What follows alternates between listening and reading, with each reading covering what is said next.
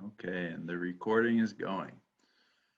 So again, welcome to the session. If you have any questions, just stick them down in the chat box.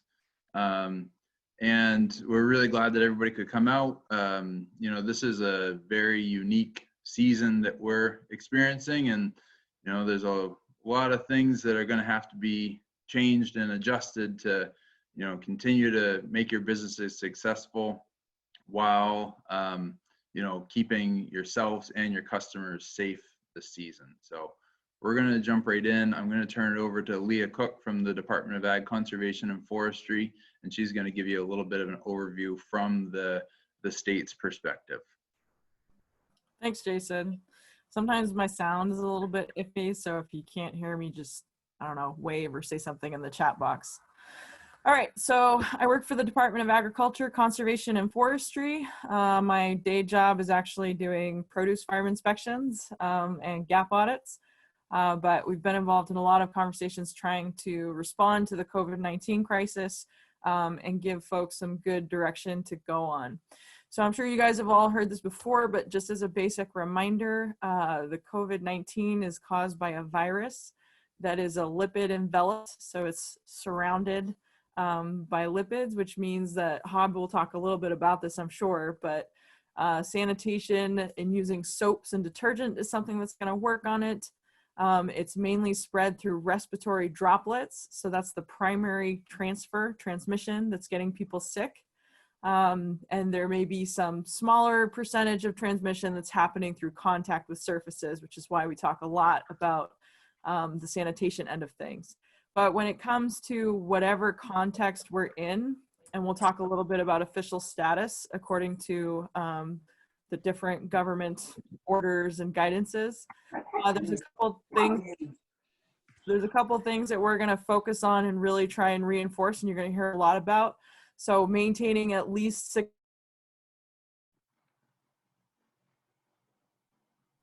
Oh, I think I just got muted. Sorry, you're back on. That's okay. So because of that spread through respiratory droplets, that's why that maintaining that 6 feet of distance is so critical.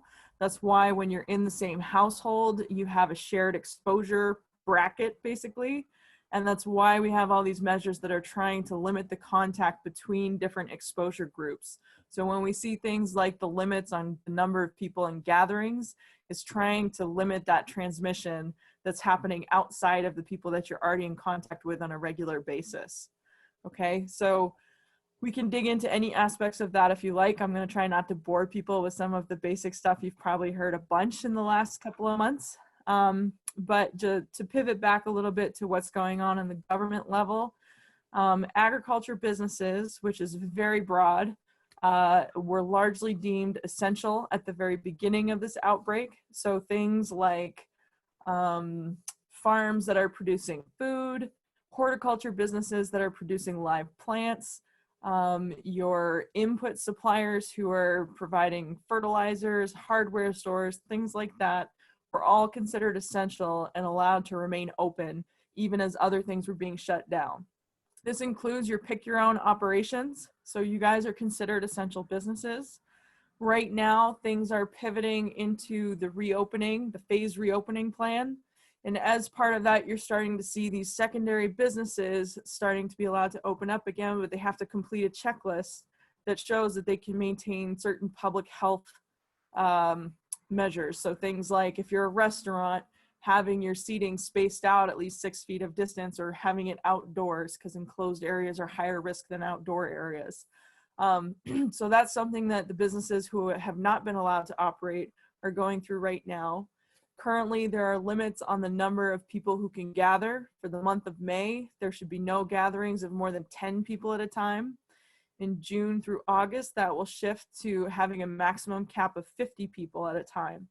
So this is going to affect you guys, and I'm sure we're going to talk about this a little bit later, that if we get into a situation where you might normally have a school trip come out to the farm, or a day camp, or have music entertainment, those are all things that you're going to have to rethink a little bit depending on what those numbers of gatherings are that are allowed right now.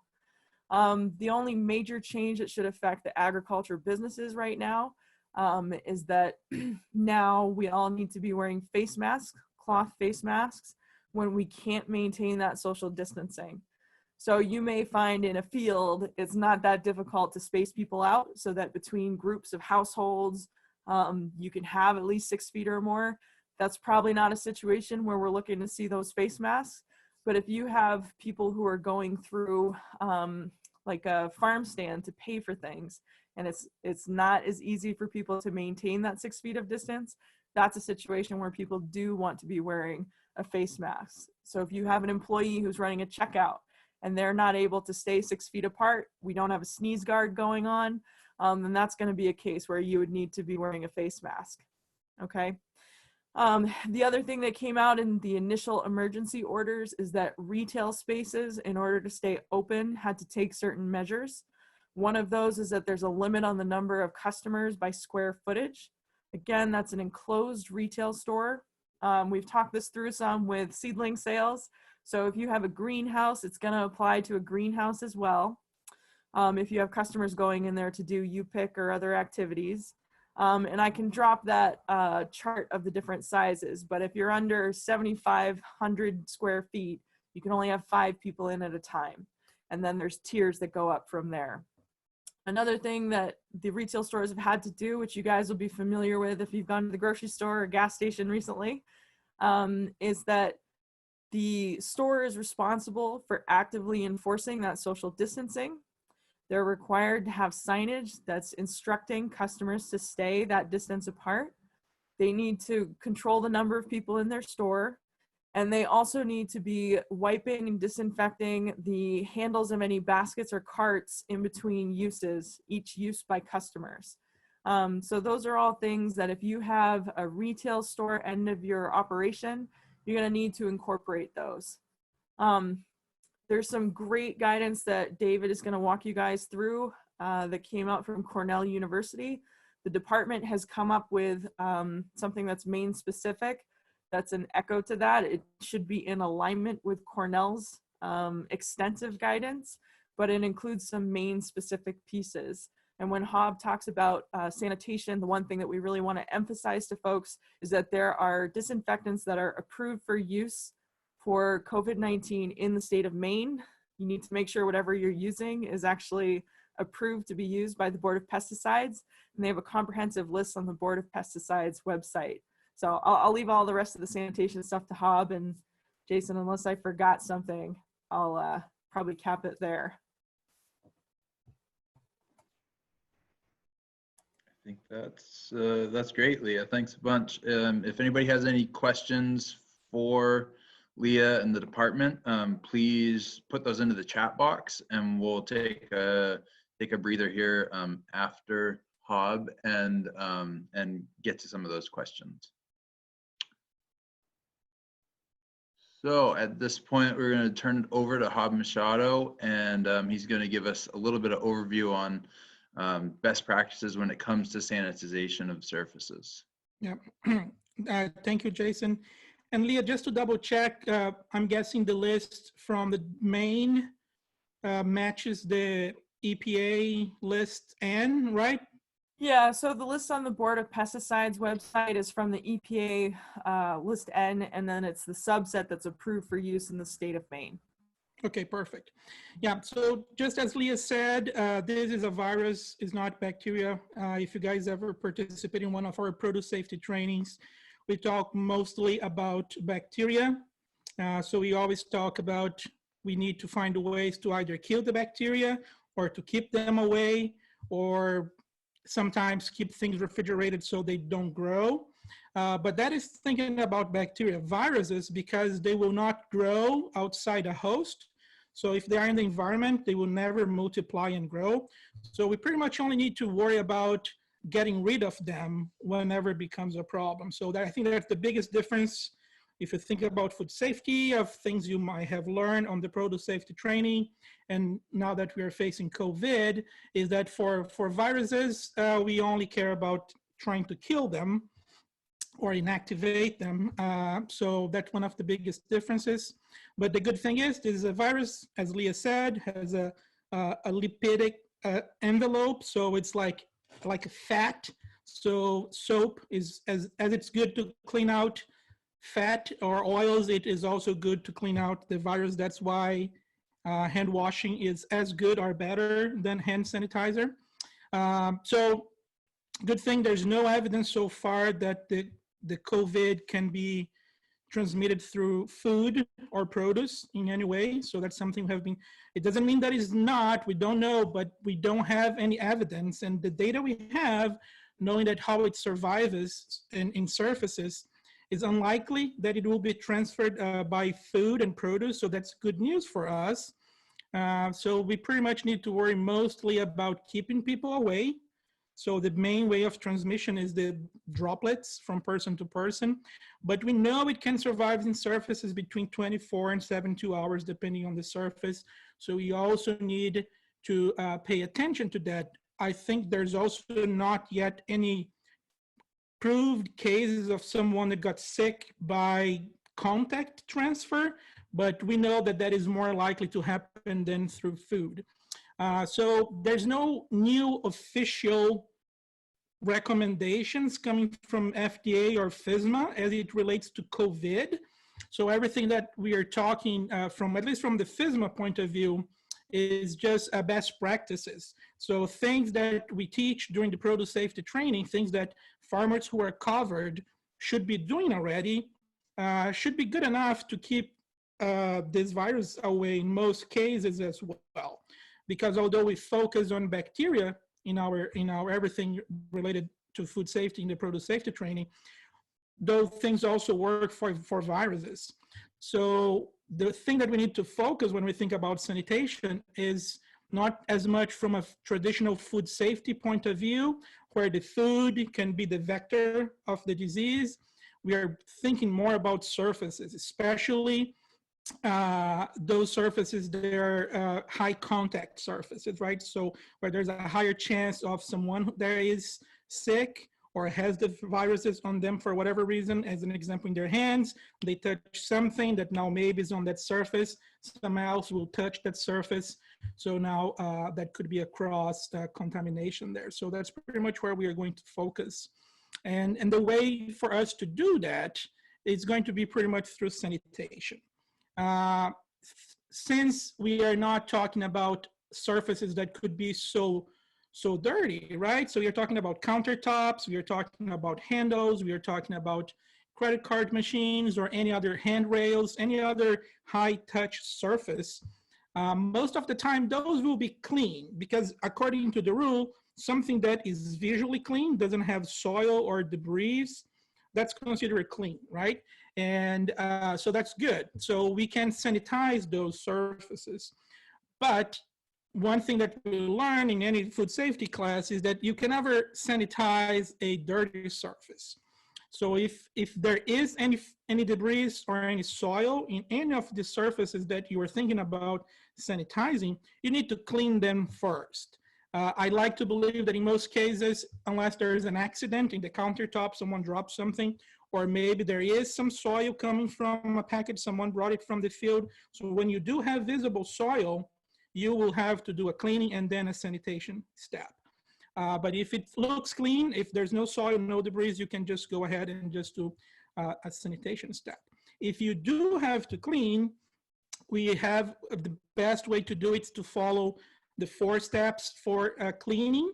In that document that we shared through UMaine, that is the Cornell document, they have links there to some other documents that give explanations about how to properly clean surfaces. But just as a refresher, we have the 4 steps for cleaning, where first you remove any visible soil and debris, then you apply detergent and some elbow grease, scrub it.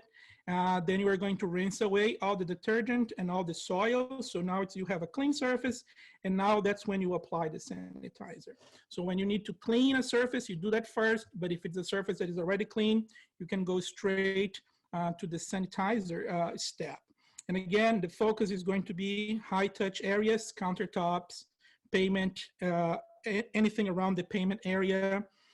Handles is a big one. So if you have doors where people are going to be going through, and maybe in your mind is, and it is a good thing to maybe have a door if you're controlling the flux of people entering the room where you are going to be getting their payment. So maybe having a door, it's a nice way to keep some people outside, some people inside. But now if you have a door, people are going to be touching that handle every time they go in and out. So keep that in mind. Handles is a very good one that should be frequently sanitized. And then I have been talking right now up until now about sanitation, about sanitizing. But another information that went around a lot when talking about COVID is disinfection. And those are kind of two different things, because a sanitation step is when you already have a clean surface, as we have been discussing. It's a lower concentration of whatever chemical you're going to use. And during a sanitation step, what you want to do is bring down the number of pathogens to a safe level. But when you do a disinfection step, it's a surface that you know or have a very, you believe that is actually contaminated, and you don't even want to touch it and clean it first. You just want to apply a chemical that is going to kill or inactivate before you do the cleaning, right? So you cannot sanitize a clean surface, but you cannot sanitize a dirty surface, but you can disinfect a dirty surface in a way, because you are applying such a high level of chemical that is going to kill everything. People usually do disinfection at hospitals, right? The example I always think in my mind of a disinfection, imagine someone at the hospital and they just know they're not feeling very well, and they puke on the floor, and that person was sick. So now they need to do something with that surface that has clearly a contamination. At that step, you do a disinfection, right? So just as an example, since bleach is one of the most common sanitizers or disinfectants, just depending on the concentration. So when you are preparing a bleach for a sanitation step, we have that simple rule of thumb for 1 tablespoon of bleach per gallon will give you an approximate 200 parts per million concentration of chlorine, which helps you sanitize. So you can use that for clean surfaces. And that's assuming a bleach with an initial concentration of around 6%. So if you are doing between clients, or you have a schedule of maybe every half an hour, someone goes around and do all the handles, or whatever you think is working for your flux and the amount of people you have, it's okay to use a sanitizer. But if you have a place where you really think you need to disinfect because you have a reason to believe that someone was coughing, or you, for whatever reason you believe that they could be contaminated, and you do want to do a disinfection step. Just as an example, if you're going to do from the same bleach at 6%, now you would add 3/4 of a cup of the bleach per gallon. That will give you an approximate 2,500 parts per million. That's a way more concentrated. It's more than 10 times more concentrated. One thing that when you use bleach as a disinfectant, and most of the time when you do disinfection, you always need to have a rinsing step. When you do sanitation step, you apply the sanitizer and usually you just let it air dry. But with disinfection, because it's just such high concentration of chemicals, you actually need to act, it's a longer time, and then you need to rinse it away. And I'm not going to mention a lot about the time, because I gave you this little formula for bleach, but at the end of the day, the thing that you must always do is follow the label instructions, right? We have this little ready to go, easy to remember recipes for bleach, but you should always, check to see if the label has the instructions for food contact surfaces.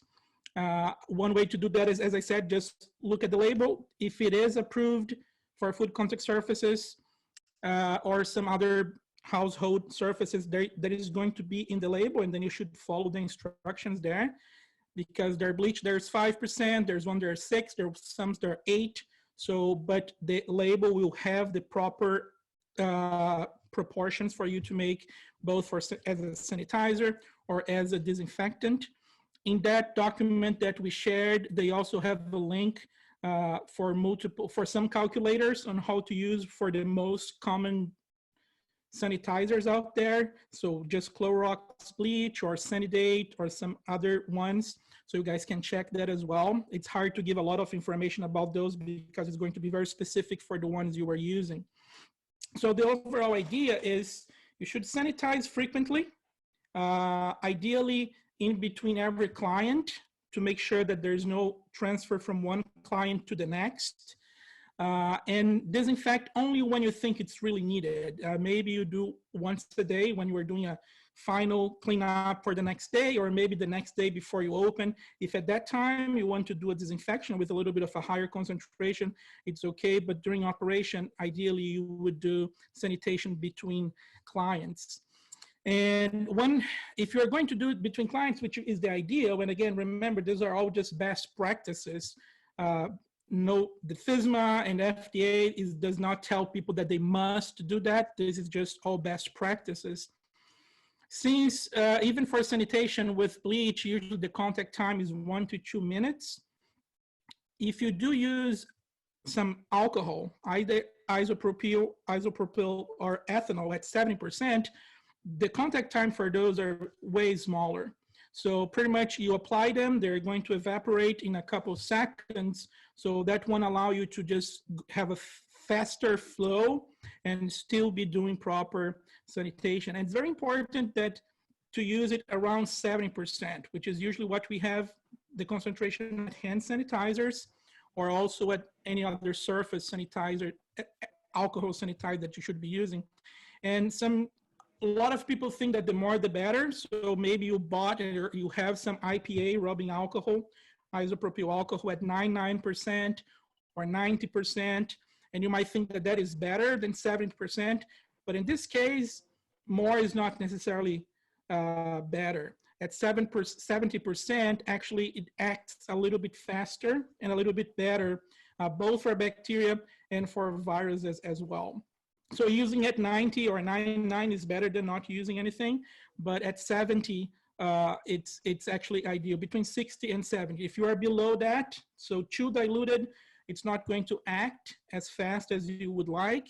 And then over that is actually not as efficient because it's a little bit harder for it to act, and also because it evaporates very quickly. So 60 to 70% is the nice spot for the concentration of ethanol. So you can have either wipes, if you can find them to buy. I know it's not easy to find those to buy these days, but if you have it liquid, you could spray on a clean piece of cloth and then wipe it, right? You could spray on a surface, that is fine, but usually you could end up spraying some other surface that you don't want to get. Maybe if you're spraying around a piece of equipment, a credit card machine, it might get too much into the working electronics. So just to be a little bit more safe, it's always easier for you spray the cloth and then you clean it out with that liquid. You could also even use hand sanitizer for that. It's not ideal, can be done.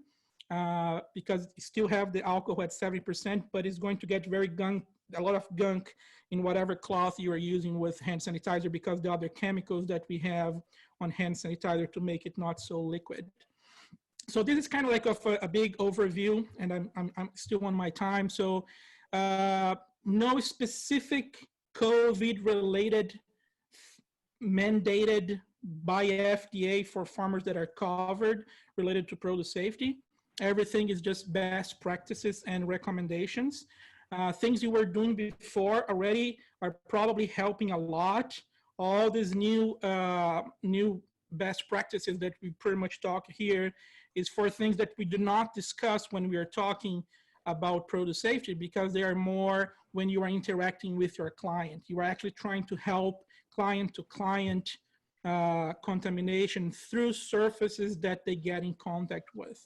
So high attention, more focus on high touch areas, always sanitize a clean surface.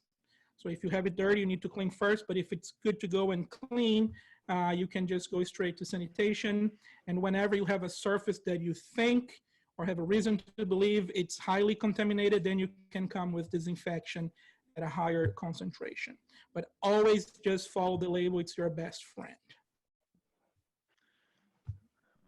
Thanks, Hob. We got one quick question here. How often would a hand washing station need to be sanitized? And would that be on a certain time frame, or should it be like a certain number of people who go through? Do you have recommendations on that? Yeah, that's a tough one because we have the goal, right?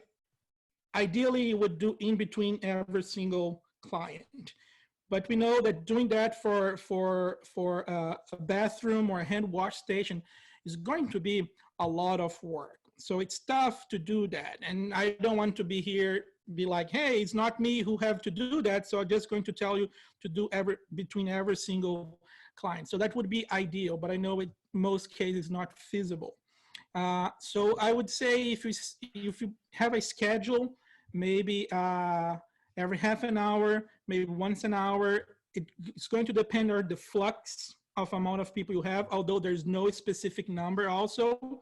It's not something like every 10 people you need to do a sanitation step.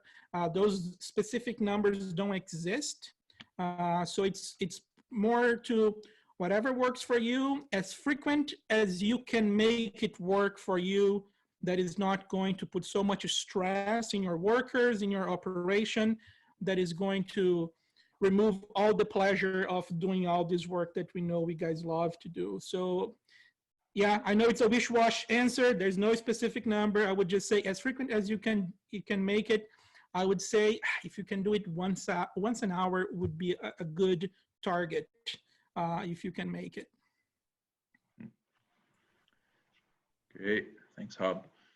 So Taryn, a lot of the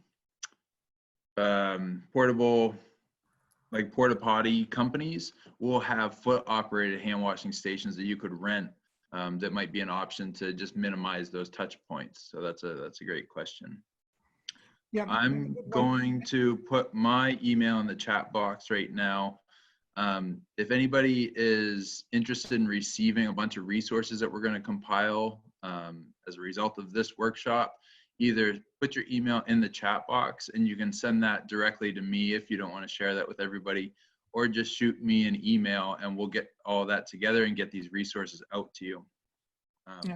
Hod's got a great video that he put together on how to make a cheap homemade hand washing station. And another thing that we'll include is a database that MOFGA is keeping on where to find certain things like sanitizers and different types of PPE. And that's being updated regularly. So that's like things that you can find now.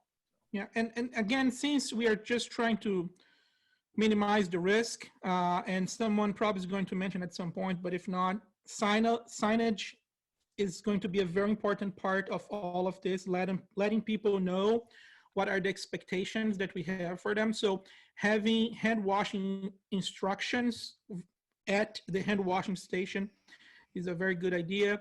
And because we are paying a little bit more attention to high touch areas and cross-contamination through surfaces, something that you could add is for people to open and close, just as an example, open and close the water if you don't have a foot pump by using a paper towel, just to avoid a little bit more of that.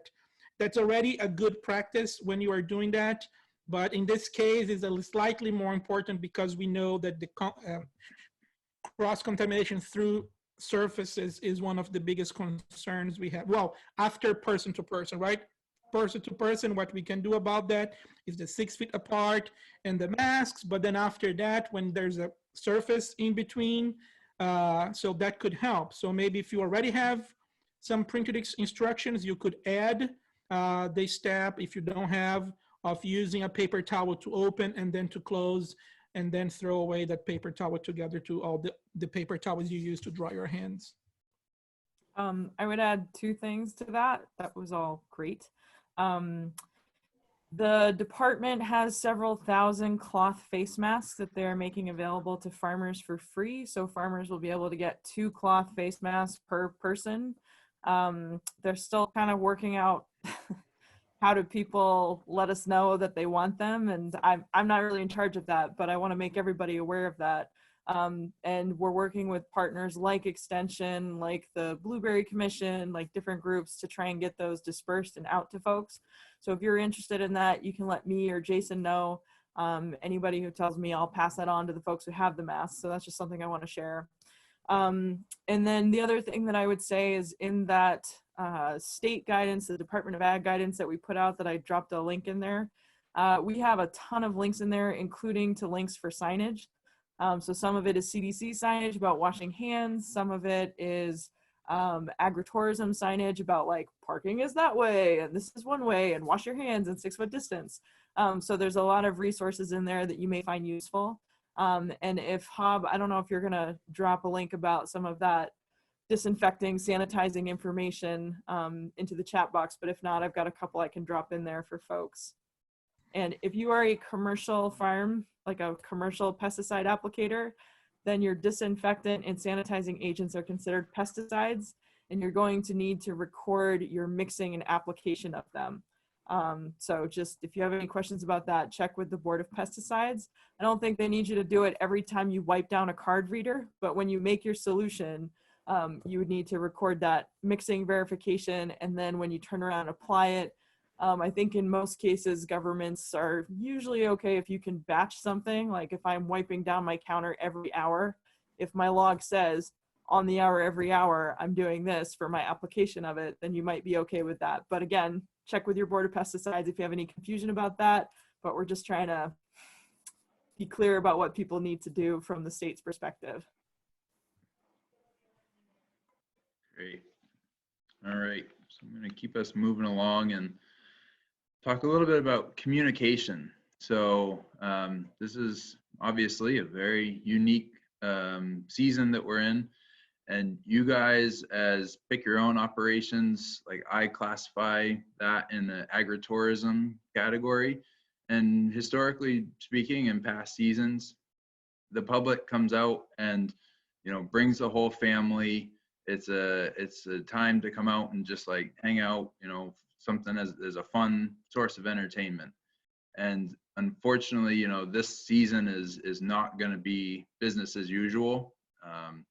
And it's going to be super important that you guys are communicating with your clients as early as possible before they get to your farm, and while they're at your farm, to clarify what are your expectations, how are things different this year, and how are we, you know, putting systems in place to keep you, the customers, safe.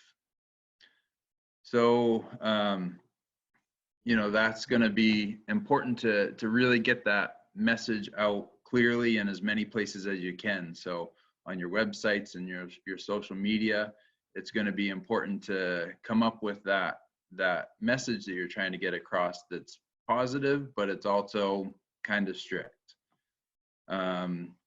If you've got people, you know, answering the phones, you've got phone messages, you're going to want to have everybody on your crew kind of having that same message so that everybody knows what information they need to relay to the clients.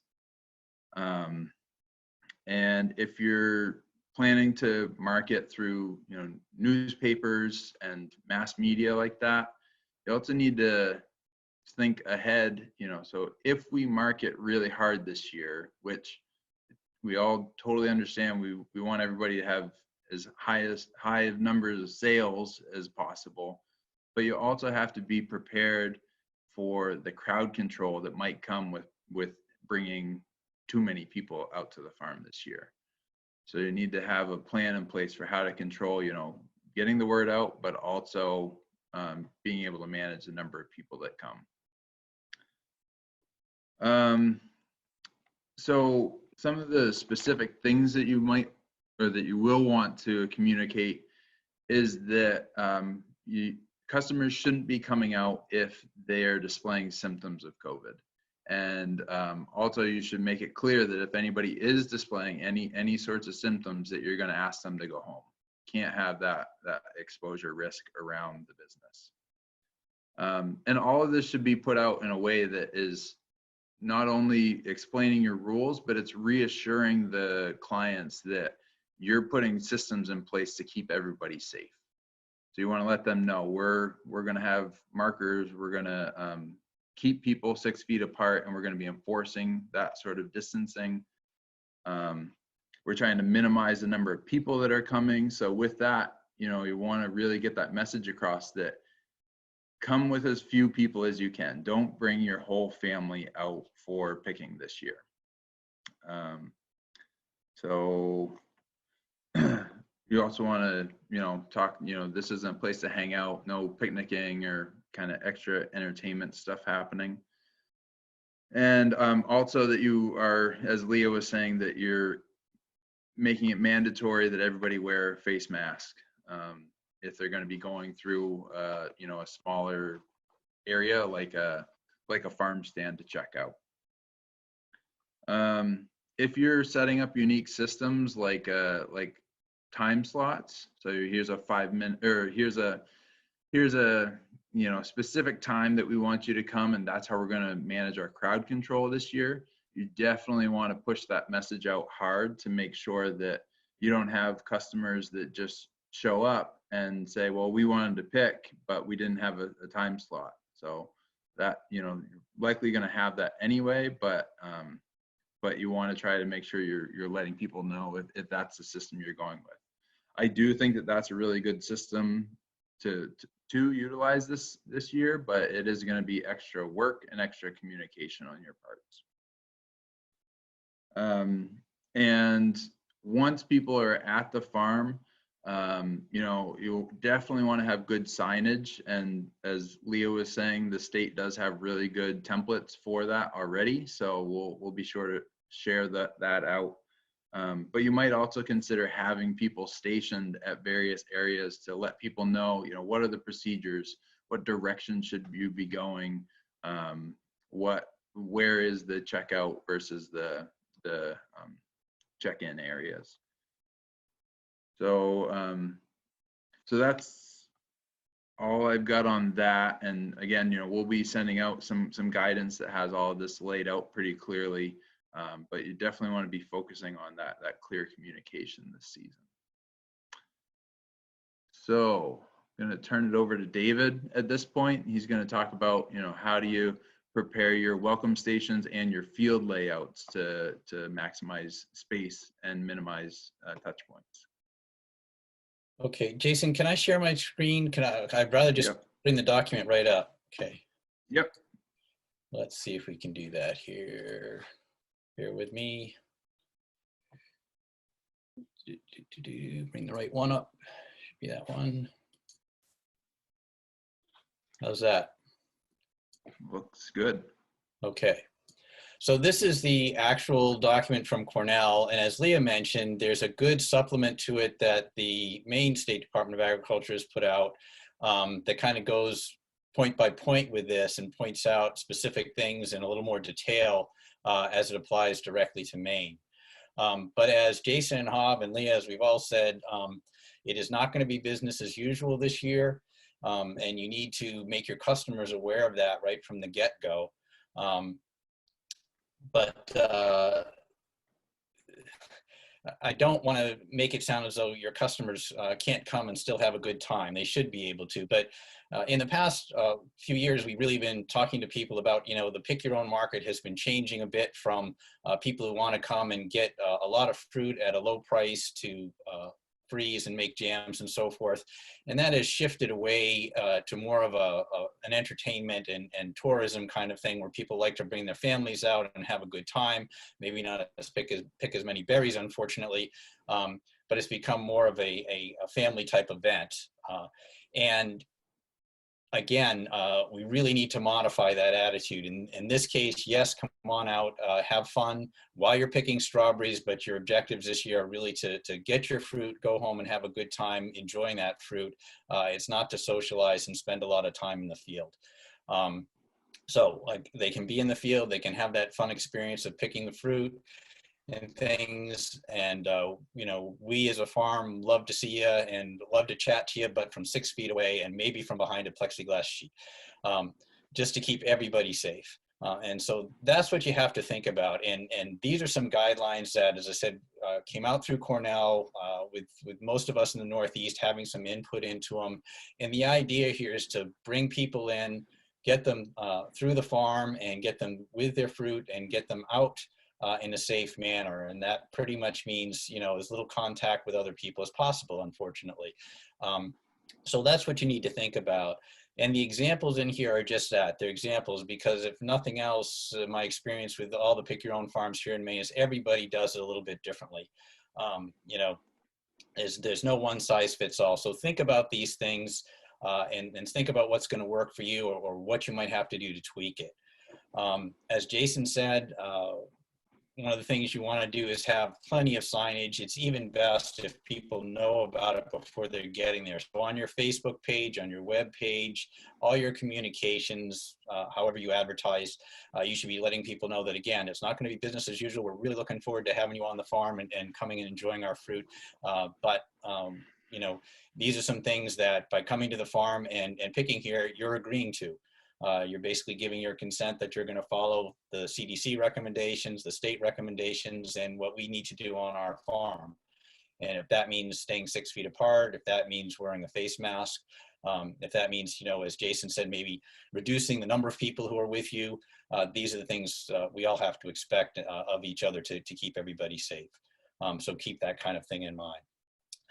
So have those signs up. Think about even the parking lot. Can you set your parking lot up so people aren't banging into each other as they're coming in with their vehicles? You'll notice that in the supermarkets, I'm going to use a supermarket example here a lot.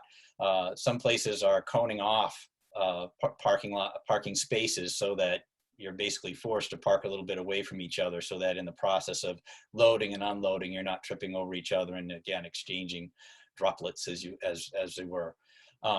The other thing is that you want your entrance to the farm to be separate from the exit so that people are not crossing paths as they come back and forth in the field. So they're going in the field one way, they're coming out and checking out on the other side, then coming around back into the parking lot. So it's kind of a circular pattern rather than people crossing in the rows. That's what we're trying to avoid. So the entrance, come in, check in, get your containers, whatever it is, and then head up to the field. And in the fields, we're going to be going one way. We'll talk about that in a minute, and coming out and then exiting that way. So think about how your farm stand is set up. Ideally, from my perspective, they shouldn't be coming in at all. You want to set this up so pretty much everything is outdoors. We know that's where it's safest. We know that's where the virus can't survive very well outside where it's dry and there's a lot of UV light. So if you know, I know a lot of times we like to bring them into the farm stand so they have to walk by the honey and the jams and the jelly and the rhubarb that's already picked so we can get a little impulse buying going. But again, if you can make that so it's set up outdoors, all the better. I've been talking to some growers in other parts of New England who are saying, from my perspective, the only time they're going to see me is when they're in their car. So they're going to come in, they're going to be in the parking lot, we'll point them where to go. There'll be people and signs pointing them where to go. When they come out, they're checking out their fruits in the car. My people are looking, counting the boxes that are in the trunk of the car. There's a small cash exchange that's done, and that's it. But you know, the only time you're really dealing with those people is when they're in their vehicles. So that's one approach that can be taken, but there are, as I said, others that are going to work as well. So one way to check in with signs, and if check-in is a problem in that people need to take time to get a container or to read the rules or to wash their hands or whatever it is, then we need to have those 6-foot markings in there. So as people are coming into that check-in area, they're keeping their 6-foot distance, just like we're seeing in the grocery stores again. This is what we're being dictated by, just to keep that 6-foot distance. And people, just like when they're filling a quart basket, you know, every customer has a different idea of what full is when it comes to pick your own market. People have different ideas of what 6 feet is too, unless they have a ruler in front of them. So having that delineated for them will really help a lot. As Jason mentioned too, you might want to go with a reservation system just so you're not getting a lot of people waiting in line. That's the last thing we want, is people waiting in line. So either have a reservation system, and again, encourage that so that, okay, I can handle 40 people in my field at one time, so we'll take 40 reservations. We're going to assume that an average picking time is 45 minutes or whatever, and shift it that way. It's going to be a little tough to deal with, but not impossible. If your field is full, you can't deal with it, ask people to wait in their cars, and hopefully it won't be too long a wait. And we're just going to have to feel our way along as to how many people we can put in a field at one time and not leave people waiting and getting angry in their cars. But that's another way of handling that one. Again, hand washing stations as they're coming in, and sanitation as well. Containers is going to be an issue. There are a lot of different ideas bouncing around. I think the ideal thing would be either to have one-use containers or washable containers coming in and out of the field. I think we're probably going to be discouraging people from bringing their own containers just because sanitation is going to be very difficult in that kind of a situation. Plus, it means that more people are going to have to handle those containers. They're going to bring in a container. Someone, your crew, has to handle it to weigh it as it's going out in the field. Then it's handed back to those people, rather than a one-use deal where they're picking it up out of a stack, or you have them lined out so they can take them one by one without touching anything else and moving out. So I know we've always run these deals where we make them pay a one-time purchase and they bring those containers back. Think about that. Is that really what you want to do this time, just because of those contact surfaces and so forth? It may be better to look at a different kind of container that's a one-use container this time out. If you are going to go with allowing customers to bring their own things in, just make sure that those are cleanable. And make sure that the employees are following that distancing. Either the customers are bringing it in, they stand back, your person picks it up and weighs it. Again, hopefully wearing a mask, and hopefully your customers wearing a mask at that point, or having a shield between them, and putting the weight on that with a piece of tape, and then handing it back to the customer, and out to the field they go. And then, of course, that also means a sanitation step, because if that customer touched the counter, you've got to give it a quick clean. And again, if you're using reusable containers, so they're picking it and they're emptying the fruit into their own container, that's fine, but those will have to be washed in between customers, just like the shopping carts are at the grocery store. And they have to be containers that are washable, not wood, not cardboard, plastic, food grade plastic that you can wash and you can sanitize. Okay, so let's move out to the field. So we've got customers in the parking lot, we're handling that, so there's no crowds there. We've got customers coming into the field, we're handling that, so there's no crowds or backup there. Now they're gonna move into the field.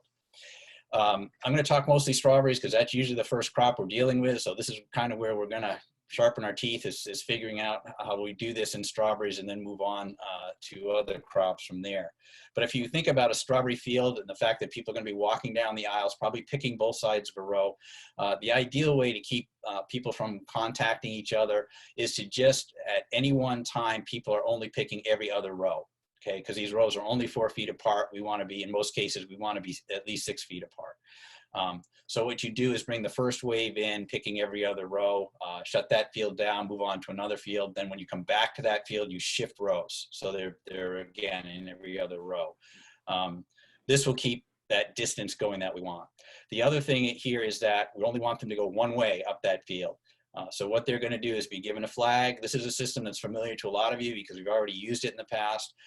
They're going to pick that row, and where they stop, they plant that flag. And then the next customer who comes along starts at that flag and moves down. At the end of the day, your crew goes through, pulls up those flags, and they have to be sanitized, okay, because they've been touched. If your rows are really long and people aren't going to walk all the way down that row, we have several fields that are like that, just till or mow some aisles in those rows so that they can exit.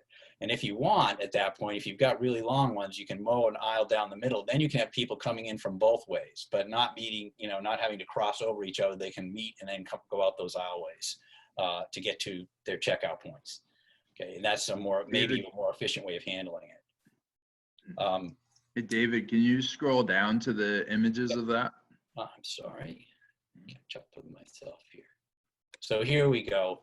So if you had short rows here, you can see, can you guys see my arrow okay? You can see we're just entering every other row, and they can pick both sides of that row if they want, but they should keep moving forward. They shouldn't back up.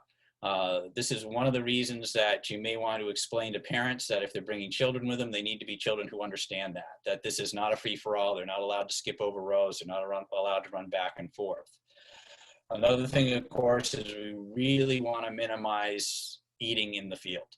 I know this is part of the pick your own experience, and people are going to do it. I know hopefully with those face masks on it'll be a little more difficult, but I suspect we're going to see a lot of lumpy stained face masks at the end of the day. But again, only bring family members who can follow those rules. It's as simple as that, just to avoid, again, running into other customers and making everyone uncomfortable and increasing the risk that we might have. And then you see, as we go down with the other model where we have people actually coming in from both sides of the field with an aisleway between. So they enter from one end and they can come out and go out that way, or you can bring them around if you want them to start at the far end and have them come in that way. Again, ideally, you can shift them. You can see they're doing every row, or you can have them do every other row, as long as they're not crossing over that aisleway. Either way would work in that case. Okay. Now, if you're going with a larger crop where they're not likely to cross over, so say trellis raspberries or blackberries or high bush blueberries, again, they can pick a row, but tell them they have to stay in that row. In that case, where you've got something that's 8, 10, maybe 12 feet apart in a row, they could be allowed to pick every row as long as they stay within that, but they have to keep going the same way. Start them in one location, then move them up. And in this case, it can be wired flags, or just give them a piece of ribbon to hang in the bush where they stop. Then continue up that row and go out the aisle, and the people starting can start at the flag. Okay. So again, just some ideas, some thoughts of how to move traffic without people crossing each other. That's really, you just want to keep the traffic flowing in one direction, and that's going to minimize the amount of contact that people have, and help you really keep that social distancing that we're trying to do. Another thing is moving people around. I know a lot of us have big fields, and in some cases, we've got situations where we like to drive our customers from spot to spot in golf carts or hay wagons or whatever it is. Not going to fly this time in most cases. It's a matter of setting up your parking. You might have to rethink your parking so you can bring the people closer to the fields. If you have people with disabilities that need some transport, that's fine. You can still transport single or a family pair out there, but you have to have a vehicle that will allow you to keep that distancing in there. And again, it's not a free-for-all. Again, unfortunately, we're losing that entertainment value of the hay rides and so forth, but it's not going to work in this kind of a situation.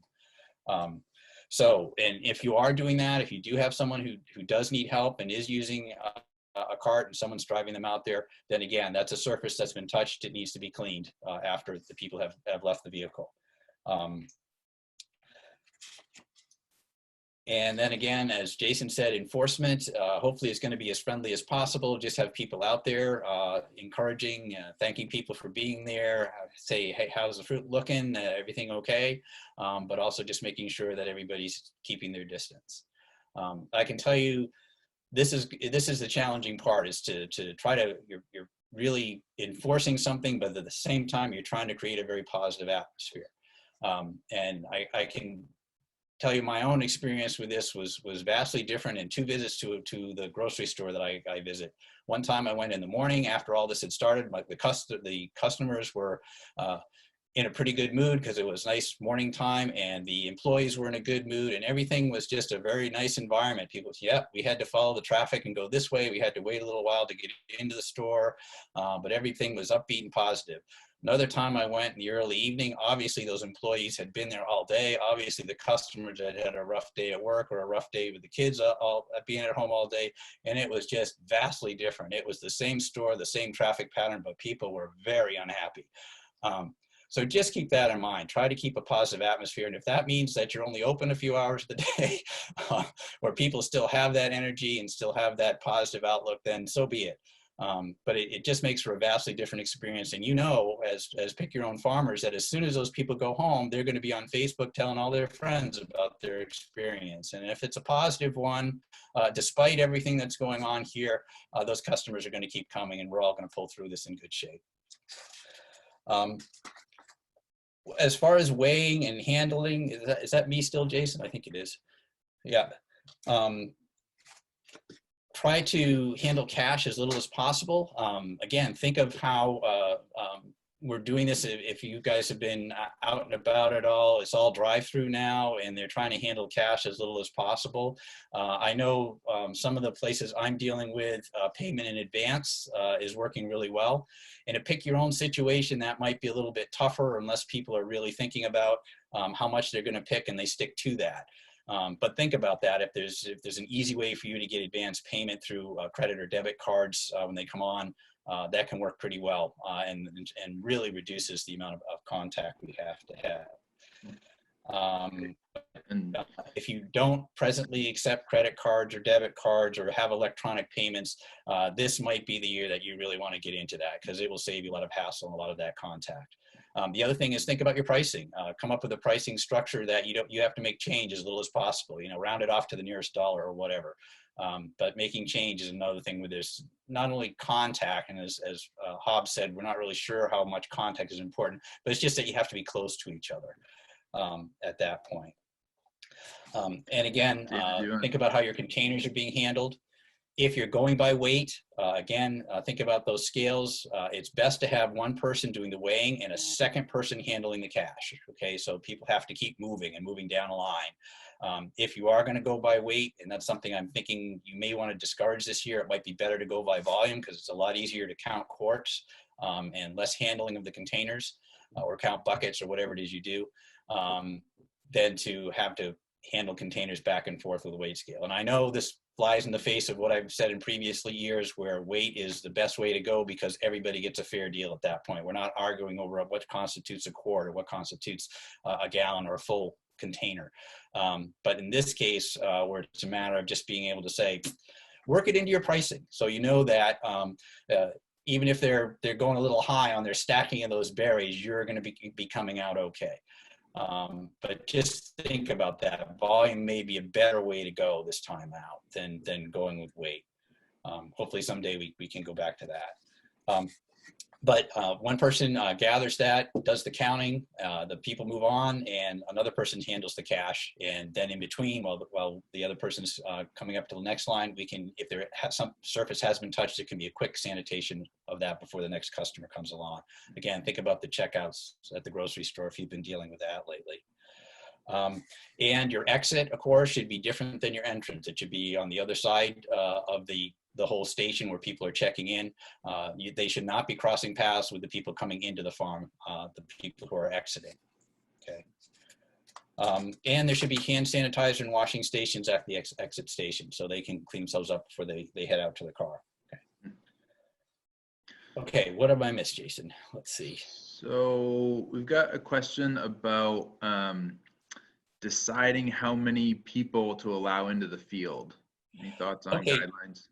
It can be quite simple. You just look at the number of rows you have and divide by 2, because you're only going to have one set of people going up that row at one time. But if your fields are bigger than that and you cut that in half by putting an aisle in there, or in really long fields, you may even be able to cut it into thirds. As long as you can control those people from not skipping over and continuing down the row over that line that you made, then you can double or triple the number of people in there.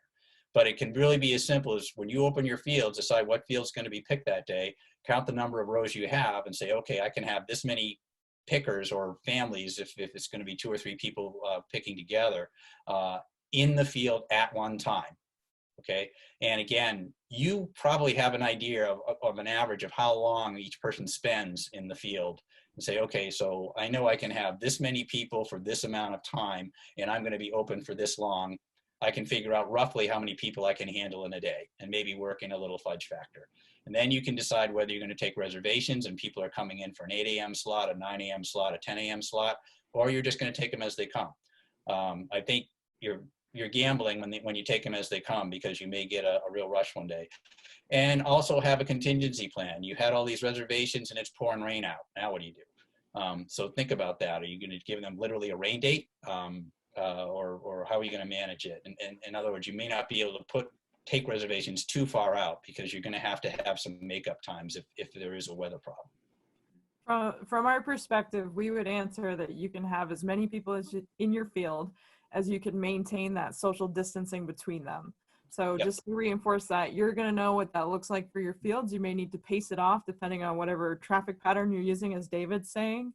But bear in mind, part of this whole stay healthy at home order, which goes through the end of the month, says that you're not supposed to be traveling with anybody except members of your immediate household. So you can keep that 6 feet of distance between household groups, right? So you could have a couple of people who are coming together, if it's a family unit or roommates or whatever, who are members of the same household, and then have 6 feet between them and the next, maybe an individual picker, maybe another household group. So that's how we would look at that. And then as long as you can maintain that spacing wherever your lines may form, then there isn't really a cap on it in the open environment like that. Right, I agree. Thank you, Leah. And again, as you're starting this process and looking at it, kind of take a look in the parking lot. Is it backing up? Are people starting to get too close together? I need to rethink how many people I'm allowing at the farm at one time. On the other hand, if it's like, you've got, don't be afraid to open up a little bit bigger if you are really being able to, this is working well for you and you're being able to process customers and they're not backing up, you're able to easily maintain that 6 feet. Think about having a few more people. We're all going to be, learning on the fly on this one as to how it works. And again, each operation is going to be a little bit different depending on how you set it up. I think as Leah had mentioned before, when we're thinking about the farm stand, if you're doing checkout inside a structure, that will be limited at 5 people by the state mandate. Any structure or any retail space that's less than 7,500 square feet, but you would likely, depending on the size of your farm stand, want to make that even more strict, more conservative with a smaller number allowed in there. Yeah, I mean, it depends on the size of your farm stands. So some of you may have quite large farm stands, right? And so the next tier up, I meant to drop that in there. You might be able to have 15 people in there at a time. You might be able to have 75, depending on how big it is. I don't know how big your farm stand is. But most of them, if you're going to be under that 7,500 square feet, you can only have 5 people at a time. And again, if you don't have this document yet, just go on the extension website and download it. It's free. And Leah, the main version, is that up yet or very soon? Yeah, it's up as of this afternoon. I dropped that link into the chat box if folks want to see it. Terrific. Terrific. So these documents should just go hand in hand, and read over the Cornell one. And then, like I said, add your own thoughts and ideas to it. And then make sure you check on the Maine one too for those Maine specific, not only recommendations, but all the good resources they put in there. So we had another question and a response about wooden carriers for the quart containers. And the question was if they're not allowed because you can't sanitize wooden materials. And someone else responded that they're going to put a plastic tube covering over the handles so that they can sanitize that handle at least. Yeah, Leah and I were part of a conversation on this last Friday with the farm chat, and wood is nasty stuff to try to sanitize, and that's the big issue with it. So if you can, on the handles that are going to be touched the most, put a plastic or something on there that can be sanitized, that would be helpful. But ideally, metal or plastic carrying trays would be best, the material that can be sanitized. But I understand a lot already have these wooden ones. If there is some way you can put a sleeve over them or a surface that can be sanitized, that would be better. But also, Leah and Rob, kick in on this with your opinions. Yeah, I can make some comments here. I can see that someone mentioned there also that the carrier doesn't come in contact with the berries. It's only touching the quart container. I agree, it's a secondary container, as we call it. It's not a direct food contact surface.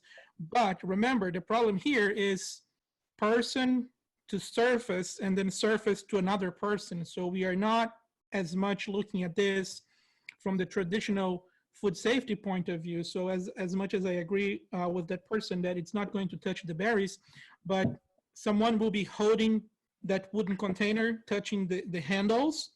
And then after they use it, they put it back, someone else will grab that same container, probably at the same handles. So I like the idea of adding some plastic tubing, something to those handles that are easier to be sanitized than wood. So it's not that it's not acceptable, it's just like, it's virtually impossible to sanitize. And so to minimize the risk, best practices is not to use it. It's not that it's prohibited, but Ideally, again, the gold standard would be, at least for now, to not use it. But if that's your only option, maybe you can use some of these solutions. Always thinking about the handles being your biggest problem. And someone also asked about, can we reuse cloth bags? And I'm assuming they're also for picking. As I said before, ideally one-use containers would be your first option.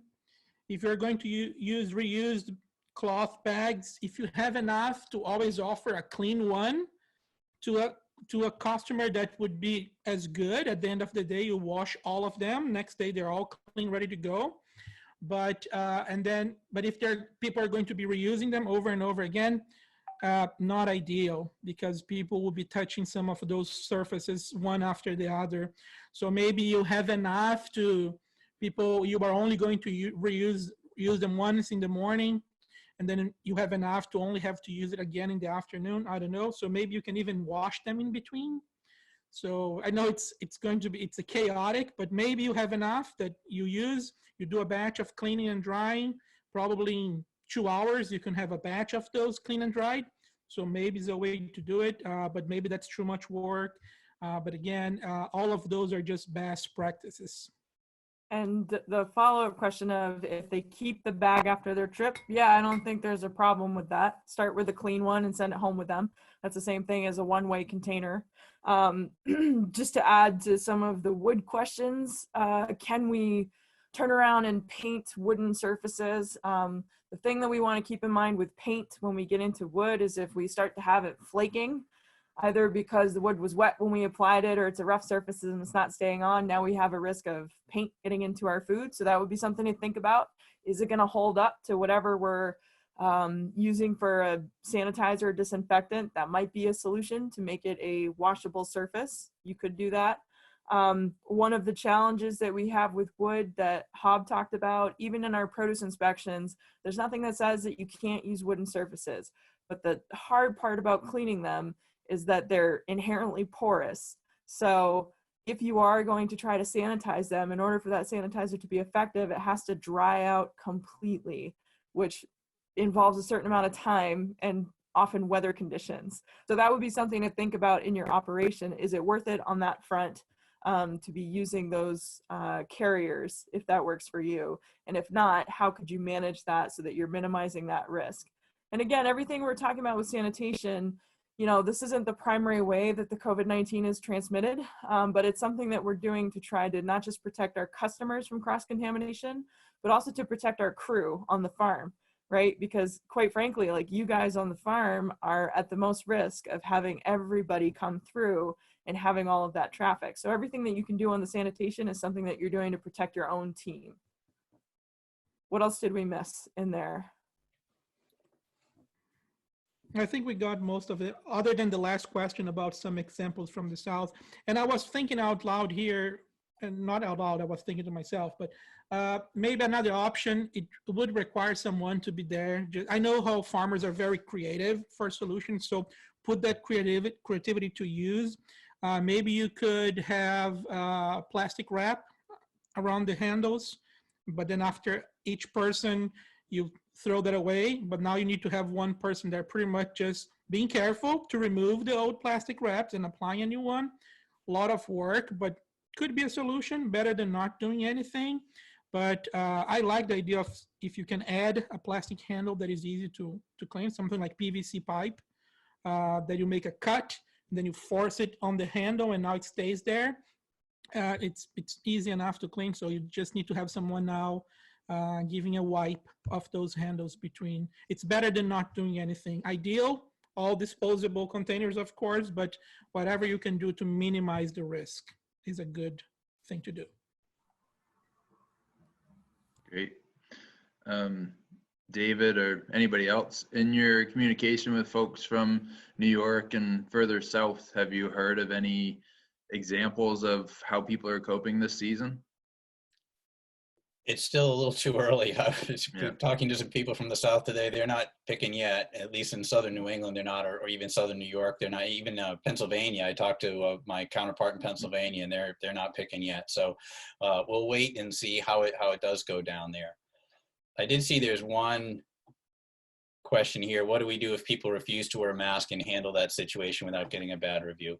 I'll let Leah kick in on this one too, but it's the same, you know, how do you handle bad behavior in your pick your own fields otherwise, where you have, you know, a situation where people aren't staying in their rows, they're not doing what they do. You handle it firmly but politely. And if you do get a bad review, the key thing to do is to respond to it immediately, and not by calling them nasty names. You know, just say, well, I'm sorry you had a bad experience. This is our perspective on it. This is why we did what we did. And we welcome, you know, everybody to who wants to come to our field and behave properly. But don't let a bad review sit there and fester, because it just it doesn't work that way. I've talked to many farmers about this, and they say when that happens, you just have to respond to it in the best positive way that you can, and that pretty much can nip it in the bud if it's done correctly. Yeah, so legally, if someone is not following any of your rules, it's just like going anywhere that says no shoes, no shirt, no service, right? If part of your rule to come into your farm is you need to wear a face mask in these scenarios, then that's the rule of your business. And while you aren't gonna like physically force someone to wear a mask, that would be a terrible idea, please don't do that. That if they don't follow your rules and they refuse to leave, that's considered trespassing. And that's the point at which the police can get involved and remove someone. I know it's not what we want to do from customer service, but I also know that this is pretty uncertain times.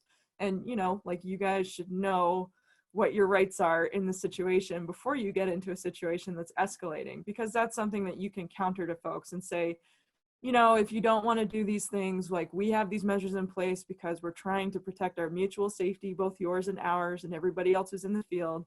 And if you don't want to follow it, we would ask you politely if you would leave and come back another day when you feel like you can follow these rules that we have in place. And if they don't want to listen to that, you know, then you can go to the next measure, which is, well, if you don't want to leave, then I'm going to have to ask you to leave, and you will be considered to be trespassing if you refuse to. I don't know how belligerent people will get or not, but I think David's advice to counter that narrative immediately and say, you know, this is why we have all of these things in place. It's on the recommendation of both Extension and the Department of Ag, or, you know, these are best practices to keep everyone safe. I think really stressing that you're doing that not just for your own benefit, but for the community benefit. It's hard for them not to look like the bad guy if they're going to mouth off about that. Especially if they know in advance. And this is why that signage in your advertising is important. So for someone to come onto your field and not understand that this is part of their responsibility for being on your farm would be highly unlikely, you know. And again, we would state that it's just, you know, my rules are clear, and they were right out front. This guy shouldn't have been able to get in the parking lot without knowing what the rules were. And you know, and that should prevent a lot of it. If they don't like it, they can turn their car around and go home and figure out how they're going to get their strawberries some other way. And things like the face mask, again, the face mask is required in public or in stores where we can't maintain that physical distance easily. So you may not be requiring it in the field, because you should be requiring people to stay distant and not allowing too many people so they get crowded, right? So it's not that we necessarily have to have people wearing masks out in the strawberry field. But if that is something that you're requiring, for example, at checkout, then that's something that you want to tell people before they even enter into the field, if you're not having them go back to their car or something to go get a mask. Okay, so that's just, again, working out what the flow is going to be and then making the signage work for you. That is a really great preventive step to make, so that people know what are the rules of this game that we're playing, so that I can try to follow this flow productively. Right. And this again is another thing, is why we're stressing, you know, really try to minimize eating in the field, because if there's a half-eaten berry and sitting in the path there, you know, that's going to really upset the customer coming behind them, saying, whoa, whoa, whoa, whoa, you know, I don't want to get anywhere near that thing. So, you know, to try to make that clear to people. At this point, does anybody have any questions or any scenarios that you're trying to figure out? And if so, feel free to just unmute yourself and pipe up. Do have a question here. If your checkout is outside and a credit or cash transaction is required, should they require a face mask in that scenario? So there's a couple ways you can do this. I would say, if you're going to be within 6 feet, then you probably would need to. But if you have like one of those folding tables and you put it the long way between you and the customer, and you say, okay, put your money in the box and slide it down to me, and then I'm going to pick it up at the other end, you maybe don't need to wear a face mask. So some of that is looking at how can I set this up. But if I'm standing face to face across the short width of a table, then yeah, you probably want to be wearing a face mask at that point.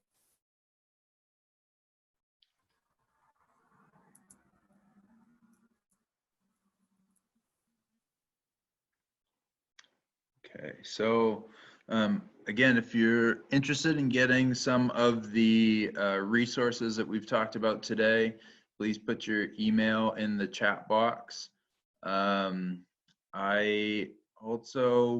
wanted to check in to see if you guys might be interested in a follow-up session related to this or other COVID-related topics. So I'm going to launch a poll, and if there are things that you're still curious about or other topics that aren't listed here, feel free to just enter those into the chat box.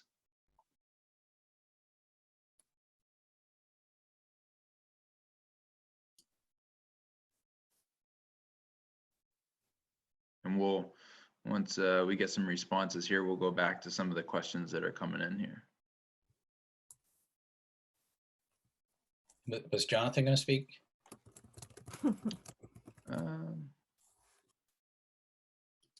What do you think, Jonathan? Anything to? I don't have a whole lot to add. David covered a lot of the options for minimizing face-to-face contact during payment, which was great. And I think there's it really depends on how you're used to doing things and what you're considering doing this year. I think there's lots of ways to leverage websites if you have them, to increase use of electronic payment if you have that in place. And if you don't have that in place and you are still planning on using cash, to think about options, once again, as David mentioned, to minimize the need for things like change. So maybe using disposable containers, having just a small set of specific values. So maybe however many quarts you want to use for $20 or for $10, and maybe having a cash box so people can just drop $20 bills or $10 bills in the cash box, and you don't actually have to interact with their cash and them at the same time at all. I also liked Jason's idea about kind of being at the far end of or the long end of a table and kind of sliding things back and forth. I think we're just gonna have to be a little bit creative about ways to take payment, but minimize the extent that we have to do things face to face in close proximity. Awesome, thank you.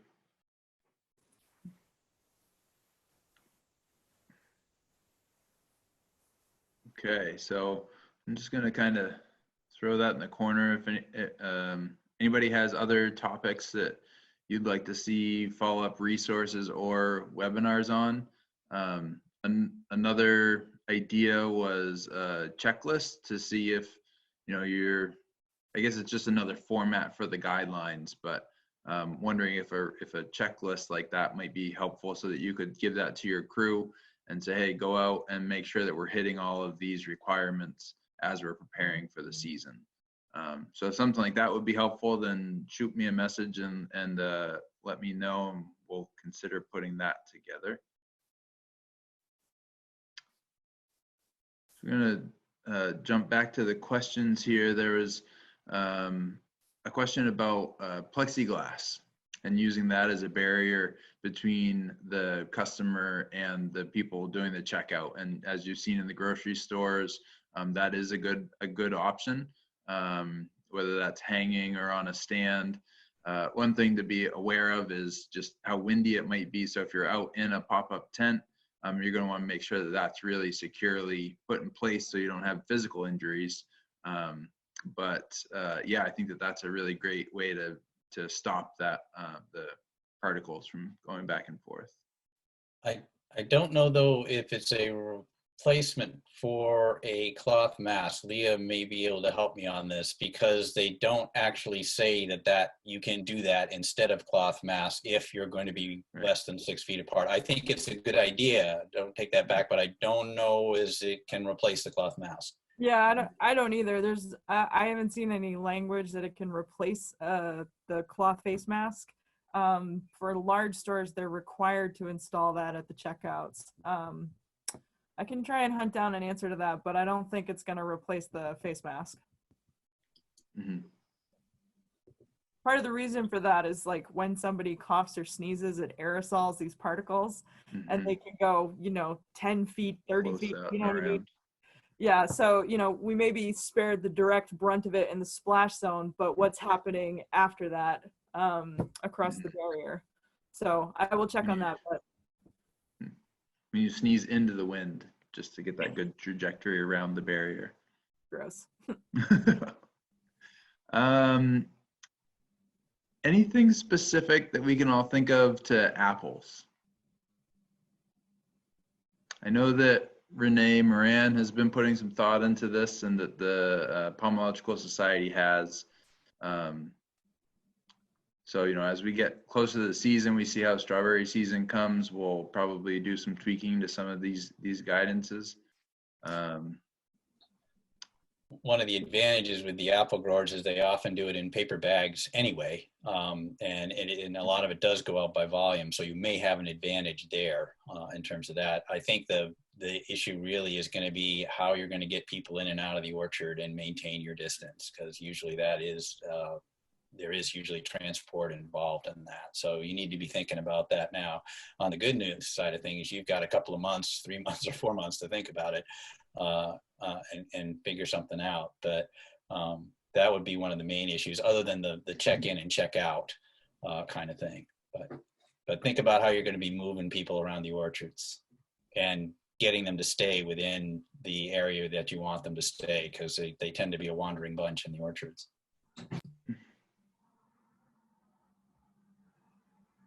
And that's one that, the state guidance could be completely different at that point.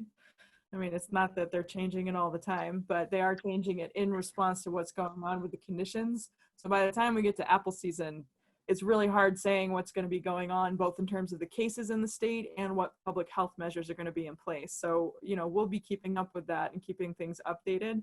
But I agree that strawberries is sort of the first round of things. I would just also explicitly say that all of this applies to cut flowers as well.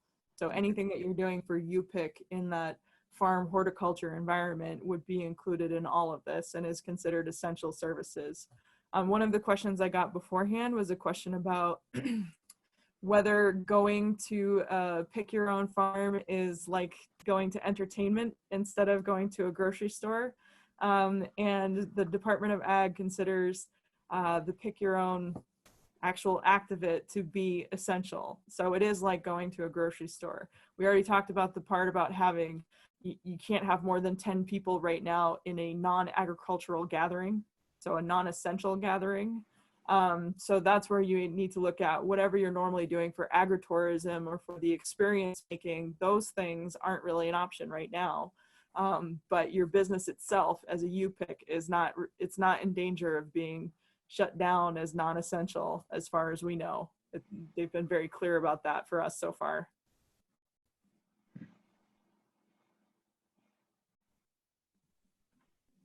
Okay.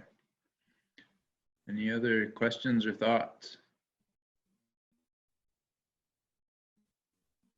All right, so we're gonna work on this resource list. We will include all of our contact information. Charlie Armstrong has been helping us to put together a website specifically on U-pick resources. So we're gonna have to throw the Department of Ag guidance up there. And then once we bring all these other resources together, we'll include that on that website too. But all of our contact is listed there. So if you have specific questions as you move towards the season, feel free to reach out to us and we'll do our best to get you some relevant information. And other than that, I think we'll leave it here. So it'll probably be a week or so and we'll get some resources out to everybody.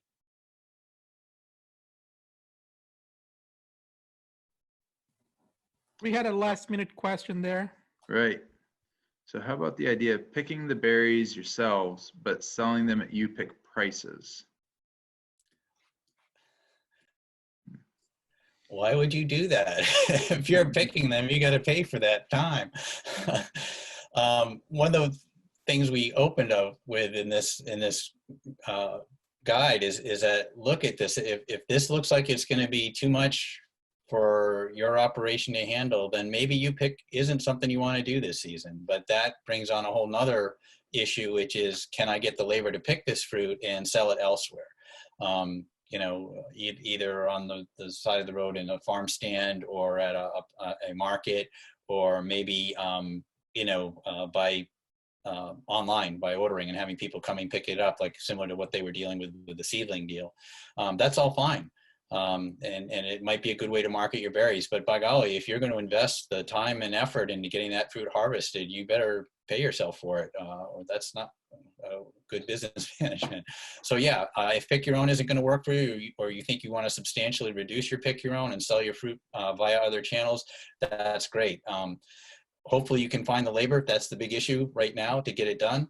And if you can do that, then sell it, but make sure you're paying your labor and paying yourself a fair price for it. People are willing to buy fruit right now. Price is not the problem.